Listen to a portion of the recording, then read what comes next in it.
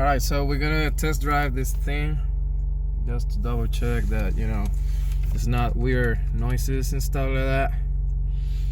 And I want to show you guys the interiors of this car. See the magic trick?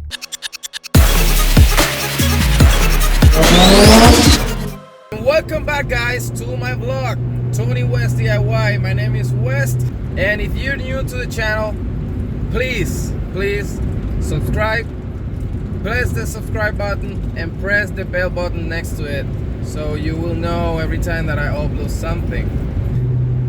¿Qué es la que hay? By the way, somebody asked me ¿qué es la que hay means, or what ¿qué es la que hay means, and that's just a slang saying hey, what's up, how you doing? But anyway, on today's video, I'm not gonna talk about RX7s. I'm not gonna talk about RSX. Today is a DIY, but for where my Toyotas guys at. One of my buddies contacted me and he wanted me to help him to install a rear camber arms for his 2018 Lexus IS. I believe it has the 300 rear wheel drive, which is the one that came 4-cylinder turbo. That car came with a 241 horsepower, and I believe it's 250 something of torque. His model is the F Sport. It's a pretty sick car. Actually, in my video, the one that I made for Cars and Coffee on Ramstein in Germany. By the way, you can click on the card to see it. I believe he showed up, and I have a couple of shots for his car. It's a gorgeous car. The color is impressive. Yeah, we're gonna do that now. I don't know a lot about Lexus. All I know is the 350 in 2018 was the all-wheel drive, and it was 6-cylinder. Absolute wrong. And I'm assuming that the Lexus IS is an evolution from the Toyota Altezza. I remember that sedan, you know, with the weird-looking taillights. And the first time that I saw it was in Gran Turismo, I believe PlayStation 1, or when Gran Turismo first came out. And it was evolving until what the IS is. Back in the day, it was called a 250, and the one that we're gonna see today, it was renamed. Apparently 2016 or something like that, it was 200T because of turbo, but in 2018 was renamed to 300. So, all right, see you guys when I get there.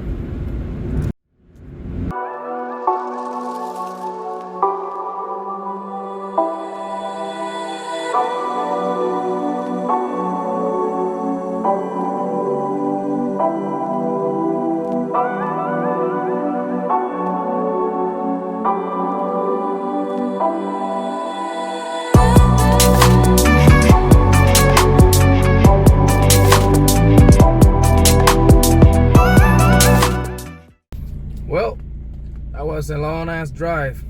See you guys. All right, and here it is. IS 300. I told you guys, this car is sick.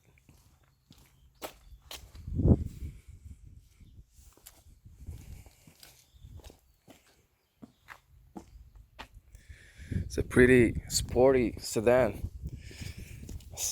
How you doing, man? Is everything good? YouTube, what's up, all you Tony West subscribers? So, what are we gonna do today? Today we are going to put the adjustable control arms on the back, because if you notice from an angle, you Mm-hmm. can see the camber. It's pretty hardcore because of the RSR downscrew. Yeah, so it's eating the inside of the tire. Yeah, it's eating the inside of the rear tires, and they're not cheap. So we're gonna push out the camber a little bit, make it a little bit less. It's probably at like negative almost 2 at this point. Okay. Get it to like 1.3. Okay. So that's the project for today. That's the product for today. Yeah. All right, guys. All right, so before we're gonna start, we want to know how much we're gonna add to the how much camber. You just can't take just a measure tape and then measure it from the top, since this one we were talking about almost half or an inch. The purpose of this one is just to prevent the wear of the tire on the inside only. It's not like to I thought that he wanted to be, you know, the stance guys, Nope. but no, I mean, he just wants to prevent the wear on the inside part of the tire.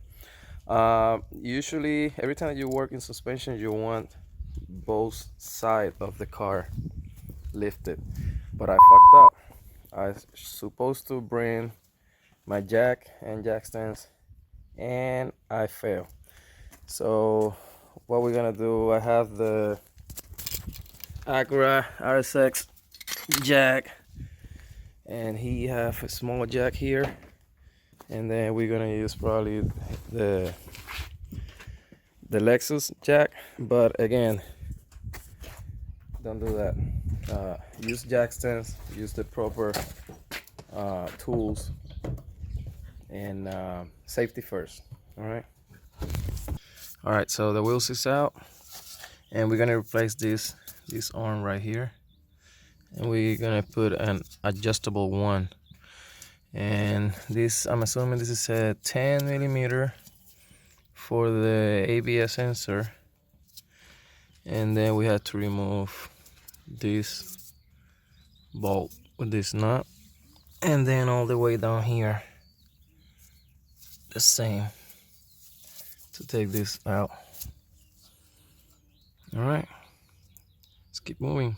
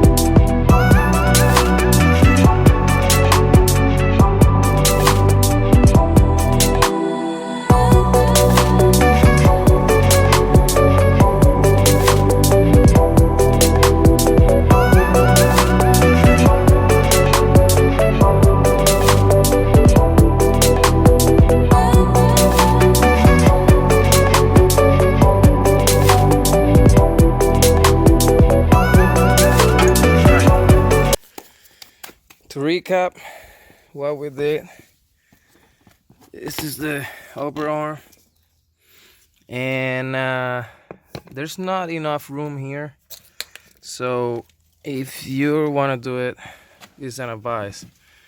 The nut and the bolt that holds the arm on the inside part is 19 or 3/4. If you can find this is a savior. How you call that? The Ratcheting wrench? Ratcheting wrench. What did you say? Is the best option. And if you have a real long one, it's even easier. That's what she said. Yeah, The way, leverage. yeah, for the leverage. The way I did it, I just put this one there, and then I put a long one. I have a 7/8 here that's longer. Yep, And it's pretty much a breaker bar at that point. Yep, and it was a pretty smooth way to do it. So now we're gonna align it. What we're gonna do is we're going to adjust this so that it's the same exact length as the old one for the first part before we make any adjustments. Yeah, the easiest way that you can do that is where the bolt is. Yeah, or this one. I don't know which one it is, but This way.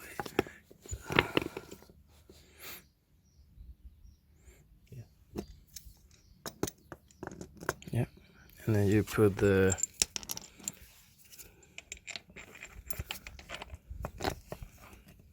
so it's the same. And do you guys remember when I first started recording that I took a measure of the wheel? This is not accurate, and now I'm gonna stress this part. Every time that you messed up with suspension, you have to take it to a alignment center. The car has to be aligned. Yes, you can do measurement with the measure tape, or there's another one, magnetic camber. I'll post in the link in the description the link for that one. It's a magnetic. You put it in the disc and it tells you the angle. But you guys have to take it to alignment center in order to make it accurate. That eyeballing thing, yeah, that's a no-go. All right, so we found out that to adjust the arm, the camber arm, we need a big ass adjustable wrench. Again, I brought some tools from home, but I didn't bring that one. He don't have any neither. So I'm just, since I forgot the jack stands at home, I'm just gonna go home, bring that, do the right thing, and then bring my adjustable wrenches. So see you guys in a little bit.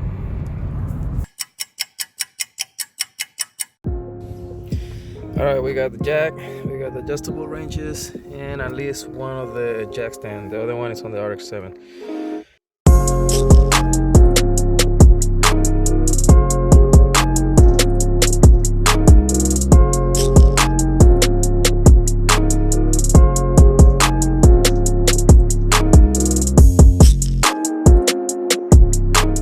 I'm glad that Bernard let me borrow his wife on the Fit, because yeah, 2200 miles after this thing, gas mileage is insane.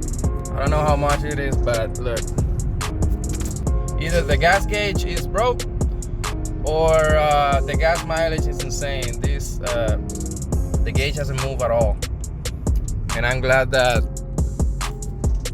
he let me borrow his Honda Fit. All right, let's keep moving. All right, 22 hours after, we are here. All right, I'm gonna take out the jack stand, and we're gonna prepare to start shooting again. See you guys. All right, so this is what you need. You need a 12-inch adjustable wrench, and then the 10-inch. Don't mind the tape. It's just, when I did the fuel rail on the RX7, I didn't want to scratch the nuts, so that's why I put that there. But following what we left, you want to align the arm with the adjustable one, and then try to adjust the base on the measure that you took on when we started the DIY, and then you lose those two nuts. And so just of note, Yeah. And I will show you guys your RX7. So these two should not exceed the measurements that it says specifies here, because it could mess up, or it could actually break, and then it also voids the warranty on the part. So you can only extend so far both of them. So the maximum, as it says right there, is 5/8 between each, which we should be fine, because I'm not trying to do anything crazy, but just keep that in mind. All right, so we're gonna adjust that, and then we're gonna keep shooting.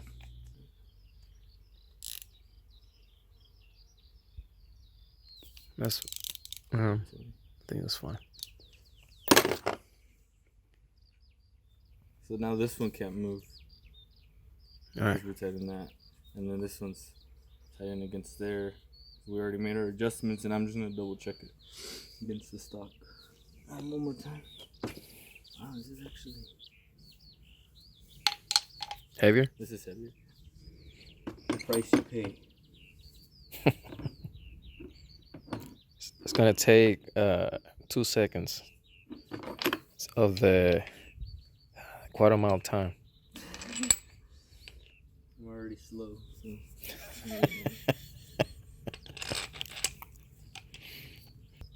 There we go. So we have that in place. So no more movement. And then once it's on there, we can make the adjustments. All right. And he mentioned earlier that we have to go in 1/2 inch, but we actually have to go out because of the angle of the tire. So this is how it'll be on there. Yeah. And sorry, it'll be like this. And so once it's on there, we're going to adjust so that it comes out about 1/2 inch, and that's gonna push the tire back, so it's a little more even. I'm shooting for about negative 1.3 to 1.1, but right now we just have to eyeball it, and then tomorrow I will be taking it to get it aligned. So see how that goes tomorrow. All right.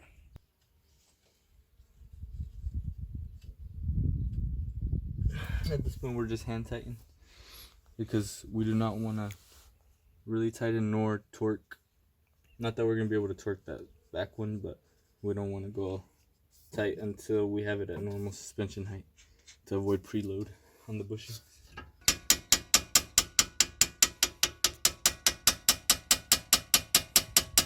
So we are indeed gonna have to push in. Yeah, we just right now what he wants is align it, and but then we will have to put a jack under this control arm to lift it, to push the whole assembly in a little bit. So that's what we're gonna do now. All right, so we put the base of the ABS line in place, and now we're gonna torque this nut and then that one down there. We originally had those other jacks to put in the car, but now we got the 2 hydraulic jacks, and we put them on the actual suspension, and we lifted. So now the car is resting on the suspension itself, so it is fully loaded, and that means we're not gonna put any preload on all the bushings, which if you do, they'll wear out quicker, and you'll have to replace all of them. So by doing it this way, you're tightening everything at the height that the car normally is at, so it's not putting any preload on the bushings. So right now everything's hand tightened, so we're going to fully tighten and try to torque to torque spec, but unfortunately the back one you cannot, because you can't fit a fucking torque wrench back there. Excuse my language. All right, so that's what we're gonna do now. Okay, another update.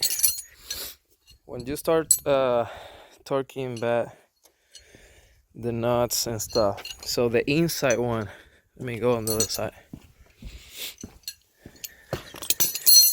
to that one over there. It's better to just have all this loose, and you move the ABS lines here. And that one is a bitch, right? On the left side, the driver's side, it's not that bad because you go up, right? And there's enough room for leverage here. But on the driver's side, you go down and it will hit with everything, like you don't have any room. So it's better if you use, I'm glad that I have one, ratchet wrench, or at least I have this neck here or whatever you call it, so you can have it in angle. And then if you can find it long enough, you always can do this trick. Let me see if I can do it with one hand. So you put it like that. If you go up, you put it like that, and you have enough leverage to tie. If you go down, you go like this. Not everybody knows this trick, so you learn it in Tony Y DIY channel.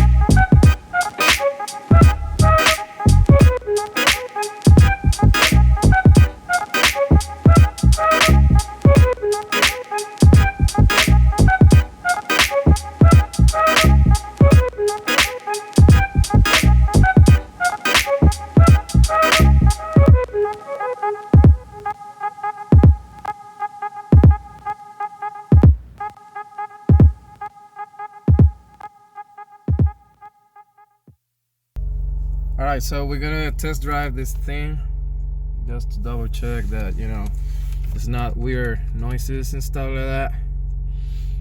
And I want to show you guys the interiors of this car. See the magic trick?